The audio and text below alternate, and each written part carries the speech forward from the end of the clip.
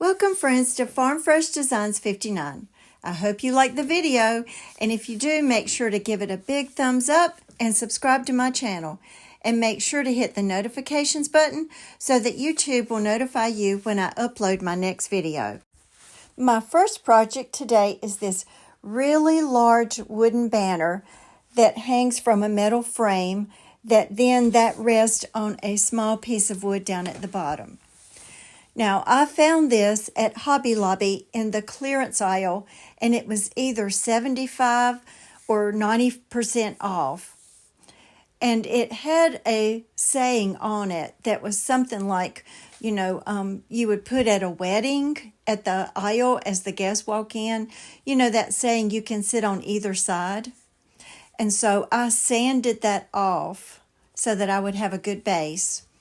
And right now I'm painting it with Rust-Oleum linen white chalk paint. Now today you're only going to see one side because I'm thinking that you're probably going to see this in another video with me using the other side. Because recently I posted a video where I had two different frames and I showed you different ways to style it with different backgrounds.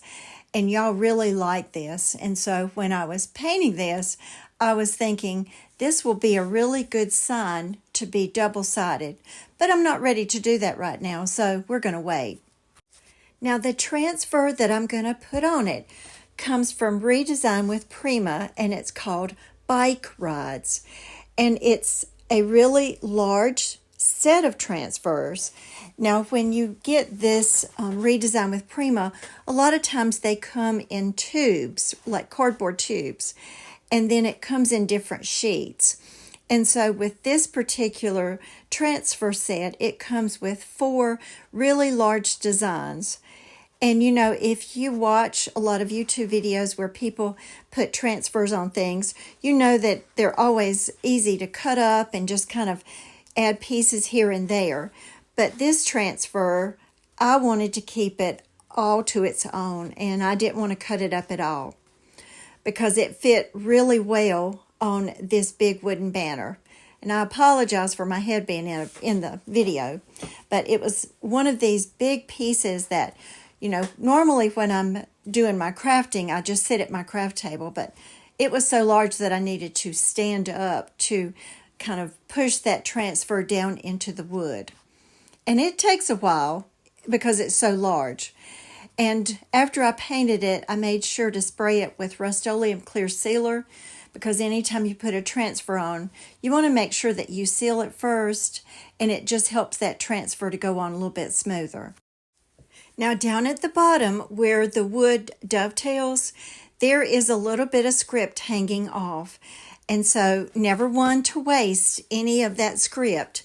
I go ahead and trim that off and I put it on someplace else. And it takes just a little bit, and there's my head again. Okay, so here it is. Isn't that beautiful? Oh, wow, I just love it. And once you put it on that metal frame, you could use this at a wedding again because it's got white flowers on it and then that clock. I just love it. And so here I am, I'm just burnishing it down. Now, my next project, oh my, I love it. So it is one of the IOD paint inlays, and it's called the Melange. And it was a spring release, and what I like about it is for those of us who are just a little bit scared of paint inlays, it's got a lot of small pieces in it so that you can try it out and it doesn't seem so scary. So how you do it, and please know I'm not an expert at it, is you go ahead and paint the piece, and then when that dries really well, you put another coat of paint on it. So I'm not going to bore you with that. Now, it doesn't need to be too thin or too thick. It needs to be that kind of in between. It's just a good amount of paint. So you lay that paint inlay facing down, and the grids are going to be up like facing you. And then I just take a little baby wipe and I kind of gently press down the wrinkles. Now this is the part I'm not great at, because when it finished, there were some wrinkles in like what it looked like. So that's the part that I need to work on a little bit. But you're laying it into that wet paint, and the inlay has paint on it, so that wet paint just sort of absorbs the paint that's on the inlay, if that even makes sense. But I know that you've watched other YouTubers who have done this, and they probably explain it a little bit better. So once you get it all on, then you want to mist it with just plain water. And when you do, see how it gets a little bit darker? And that kind of shows what's up underneath really well. And then once you mist it, you don't want to have water sitting on top of that paint. So I just take I don't really use paper towels. I use shop towels that I buy at Home Depot. There's a big box of them because they just absorb a little bit differently than a paper towel. And I just kind of dab at the paint. I dab at the water that's kind of sitting on top of the design because then it makes it also a little bit easier for it to dry. So you know that it's dry when that design becomes lighter again. And then when it gets all dry, and you can speed it up with a heat gun. I think they say it takes about an hour to dry. And also, remember, if you mist it initially and there's too much water on it, then it's going to take longer for it to dry. So once it's all dry, you mist it again, and you let it sit for about 60 seconds. And then as you begin to pull it up, if you feel any resistance, then you need to mist it just a little bit. And you know, that's what's different between an inlay and a transfer. When you are putting down a transfer, if you feel any resistance, you just lay it back down and you just press it with whatever little tool you're using to put it on with. And the paint inlays are not like this. Once you put it down, you don't want to try to rub it with any sort of like crafting tool at all, because I'm sure that would tear it because it's just paper. And I'm just pulling it really slowly because I'm just not real used to the paint inlays, but I wanted to use it. So have you used any paint inlays? I did some at Christmas and I liked them a lot. But I guess I'm just a little bit afraid of them, and I shouldn't be. But if you've used them, do you have any special secrets to putting your inlays down that make you feel more comfortable with it? But I know that there's a lot of creators that use the paint inlays, and they are really popular. And I just bought some of the newest ones that I'll be putting in a video coming up. But you can tell where maybe I didn't put it down really well because you can see some little cracks in the spoon, especially where the paint didn't catch all the way. And I may have done it right, and maybe that just might be part of how the paint inlays come. But the paint inlays, I don't think are meant to be extremely precise because we want them to look a little bit more distressed. And I just pull it down really slow. Now also, you can get more than one use out of these paint inlays. So I just lay it off to the side and let that dry. And they say that you can use it a couple more times. And I actually remember one creator saying that she used hers to decoupage with. And I think if you did that, you would want to trim really close to the design because they do have that grid work on them. But I like that fork and spoon design. Okay, so now what I'm going to do on this long skinny scroll type of thing, I'm going to now put some molds around it. Now I use two different molds. The first mold that I use is an older one, and it's called Classic Elements. And I use one design, but I use two different pieces of it. And it's like a little corner design. It's kind of a flourish a little bit, and then it's got a little part in the middle that I guess it kind of resembles like maybe what a shell would look like. And so I put that in the corner, on both corners down at the bottom. And remember, when you use the IOD molds, they've got the lip around it. So you can kind of use your finger a little bit more on this one. And you use your cornstarch in your mold so that the air dry clay doesn't stick to the mold and it releases a little bit easier. Now, just know that those little extra pieces of clay that I'm putting off to the side, as soon as I get that mold released and put it down, that air dry clay, those little extra pieces, I kind of put those in my bag real quick because I don't want to waste them by any means. And now I'm just using an old gift card, or if you've got credit cards that you know are out of date, you can use those as well. But I still like to just go around the edges and push it down. And there's those two pieces down at the bottom. And then I'm going to add a little bit of extra piece after that.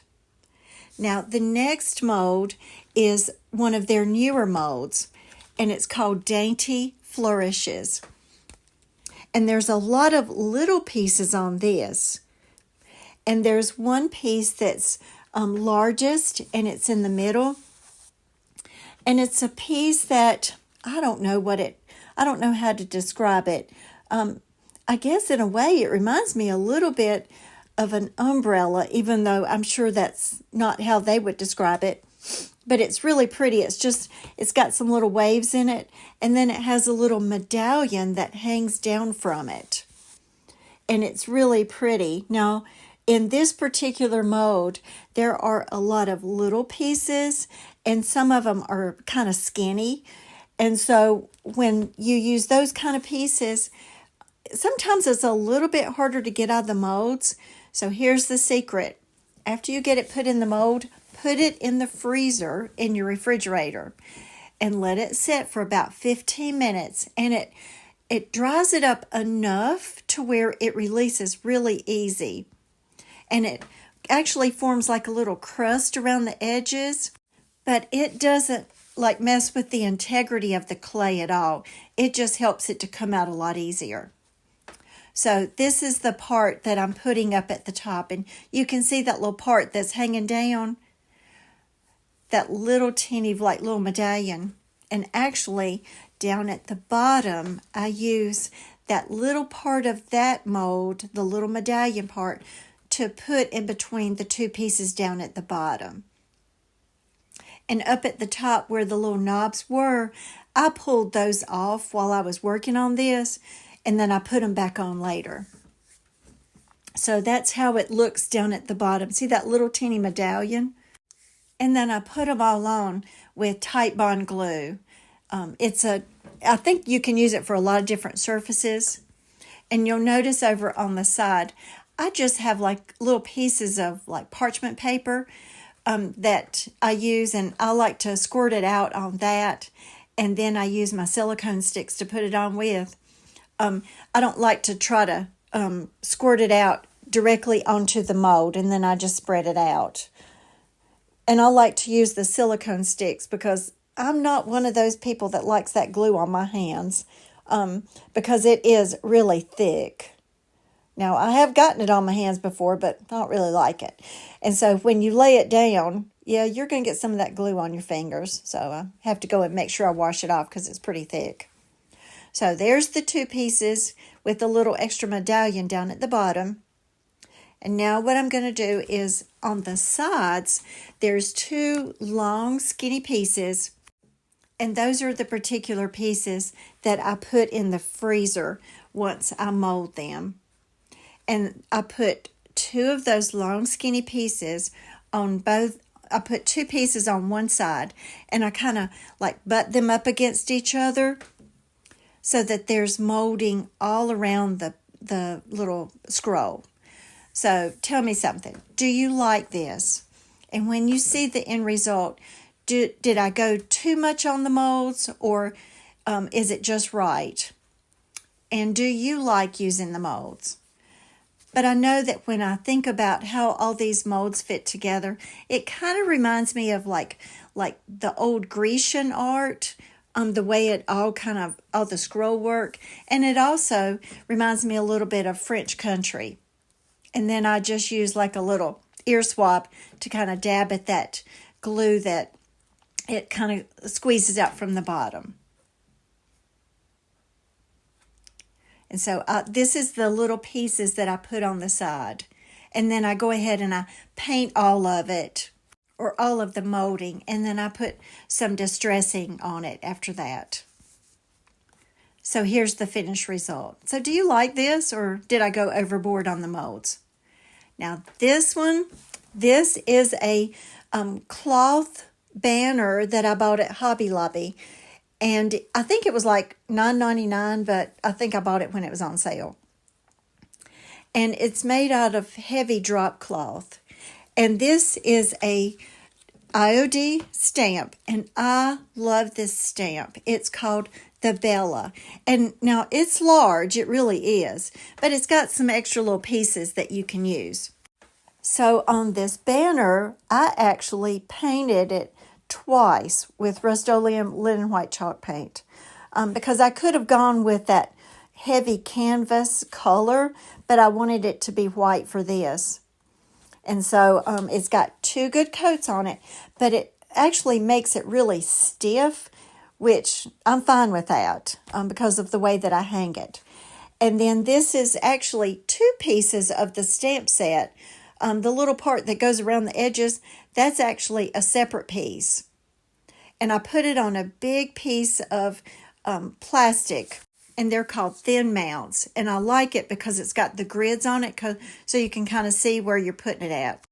And I'm using black ink, and I'm putting it on really, really heavy, because when you stamp on fabric, the fabric is going to absorb some of that ink. So if you don't put enough ink on it, then it's going to come out too light. And then I just lay it right on that banner. Now you might see this banner again, because remember, it's got 2 sides to it. So I'm going to save it for another video. I'm not even really sure how I'm going to use the back side of it, but I will. Trust me on that one, because I like having things that are double-sided. And then I just lay it down, kind of hover over it a little bit, and I make sure that the middle part of that stamp lines up with that pointed part down at the bottom of the banner. And because it's such a large piece, I don't really worry about the ink moving a lot, and I just rub it down really hard because I want to make sure that that ink goes onto that fabric real well. But isn't that pretty? Do you like this? I do. And even though parts of the ink didn't, stick to it really well, it's fine. I like it like this. But I love this banner. And once I get it all finished, then I also spray it with some Rust-Oleum sealer just to protect it. Now, part of this stamp set, it also comes with some little corner pieces. And I will put those up at the top of the banner on either side. And I kind of line it up on the thin mount. Now, I have actually bought several of these thin mounts because they are really large. And if you buy several of them, and if that's what you like to use, then you can cut it up into different pieces. Like I have one that's a small piece like this, and then I have a long skinny piece that I use if I'm doing like words, and then I have one that I actually cut in half. So you can cut them up and use any kind of size you want. Now I'm also using black StazOn ink because I like the way that it goes on fabric. Now remember, when you do this, sometimes you get a little bit of ink on the thin mount, so you want to go ahead and wipe it off and go around the edges so that you don't have any bleed through on different parts that aren't meant to be part of the stamp. And I am a little bit more careful with this one just because it's smaller. And I try to kind of butt it up against that little piece of wood that's the top. So really, it's like a little skinny piece of wood that's on the front and the back of that banner. And then the banner is like it's glued in between those 2 pieces of wood. And then I go and I put another corner piece on the other side. Just remembering to put a lot of ink on that stamp. And even if, one side of the stamp is on the banner is a little bit lighter than the other, it's fine. And you could actually, if you didn't like it, if you thought one piece was a little bit darker, you could go back and kind of sand it a little bit, and it would work, because remember, I painted it, and so it's a little bit stiffer. Now, I noticed when I tried to get this on that it was going to be a little bit further away from that piece of wood, so that's why I took it off and I moved it a little bit on that thin mount so it would match up. And then I go back and I put just a little bit more ink on it just in case, because I know when I pulled that off to line it up on the thin mount, I got some of that ink on my fingers. And so you can well imagine, I don't have the prettiest hands, and I don't usually go and get manicures because I usually have paint all over my hands and ink, and so sometimes my hands are just a hot mess. But here's the other piece up at the top. So do you like this? Is this something that you would use? And if you had one of these banners, what sort of designs would you put on it? Gosh, I really don't know what I want to put on the other side of it. And actually, I thought about getting some drop cloth and making my own and just using this banner as a template. And then you could just glue some pieces of wood up at the top. Or if you've ever seen those real old wooden hangers that you would hang pants on, you can use those kind of things. Now, this is another piece of that Bella stamp, and it's just like a little piece of garland. And I have already figured out what part I want down at the bottom. And it's got, part of it is hanging off of that thin mount, but that's okay. And so I go ahead and look at me, I'm trying to hold that other piece down and hold it, kind of grip onto it, because, well, I have been known to a piece of a stamp to kind of fall off, and I didn't want it to do it on that time. So I kind of held onto it, and then I just press it down. And then I'm going to put that garland on the other side of the point. Now, I guess I could have stamped a little bit on the sides, but I think that might have been just a little bit too much. And then whenever I stamp and it has an overhang and it stamps onto that silicone mat, I like to go ahead and wipe it off right then, because I know that later on it probably would come off really well, but I like to try to keep my silicone mat in between when I stamp and if it stamps off. And I probably could even put something up underneath it, but let's just use a baby wipe and wipe it off. And then I'm going to go ahead and wipe any extra excess ink. Now this one overlaps just a little bit down at the point, but it's okay. So what do you think? So far, which one have you liked so far? Did you like the big wedding banner with the white flowers and the clock? Did you like the fork and the spoon? Or did you like this one? Which one was your favorite? And then I just hang it up on like a little wreath hanger. And remember, I'm going to spray it, so you actually could hang this outside. And just think about all the possibilities. And it was just from one little $9.99 banner. But I like it a lot. And here's it hanging up on a little wreath holder. Now the next one, I don't know. I just wanted to put something extra small in here. And this is actually a napkin. And the way it started was I had this really plain frame that I painted white. And I used this napkin, and I had a little extra piece of wood because the frame came with no glass, no backing or anything. So I had a little piece of wood that I could fit inside. So I put the napkin on it. I painted the frame white. And now this is one of my favorite molds. I know you've probably seen me use it before, and it's a redesign with Prima. And it's called Botanist Floral. And it somewhat mimics the flowers in that napkin. And so I use that. And I actually mold a couple different pieces on it, but I go with just something kind of plain. And this is the main flower and the stem. And this is one of those that I put in the freezer just a little bit because of that skinny little stem. And then there's my white frame. And so far, right now, all it is, it's a frame with a napkin, and I put that mold on it. And I'm still not real sure about this one all the way, but I put that mold on top of the napkin, and I paint it white.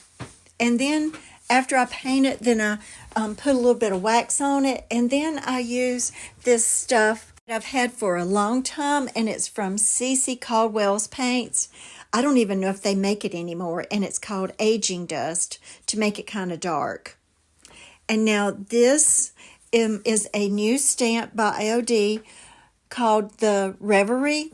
I think that's how you say it. I'm not sure. And there's just a lot of little scroll pieces on it. And these are some pieces that I stamped onto a piece of a white napkin, some of the leftover napkin. And I just take a little bit and I put it on the top of that frame. And then I take some other little scroll work and I put that in the corner. Now here's what I'm not sure about.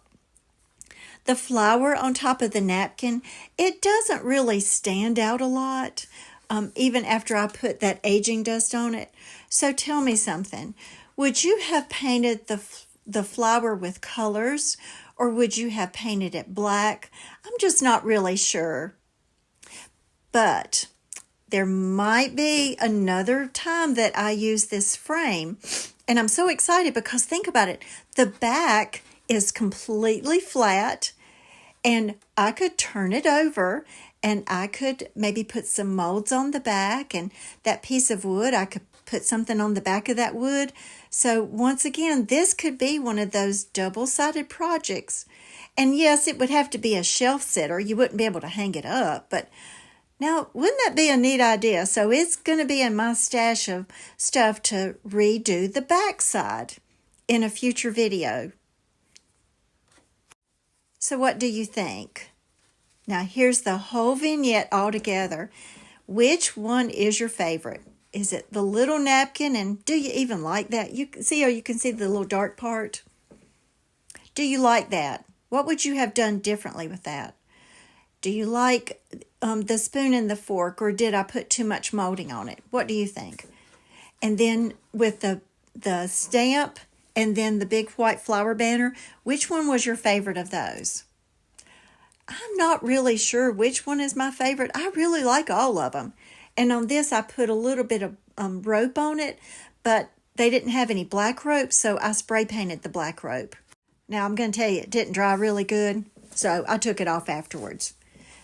But I probably will use this scroll piece in another video. But I'm just not ready to right now, but I promise you, you'll probably see it again in another video. And there's my little stamp on my banner, and I put a little lacy flower up at the top with a real little button that kind of blings a little bit. And if I use the backside, or when I use the backside, I may pull that ribbon off so you won't see it, because right now it's kind of hanging off on the side. And there I also added like a little lacy bow up at the top. And see how there's the base of it right there with the metal frame around it. So which one is your favorite today? I like all of them. I really do. But friends, thank you so much for watching today. I just appreciate all that you do. My channel has just grown so fast, and I just appreciate it so much. Now, we'll talk about this later, but these are just some those old Bibles, the little kids' Bibles, and I paint them white, and I just tie a ribbon around it with a little piece of flower in it. And we might talk about that in a later video. But remember to like this video and subscribe to my channel. And thank you so, so much for all of your support and all of your sweet comments. I hope that you have a wonderful week, and I will see you soon.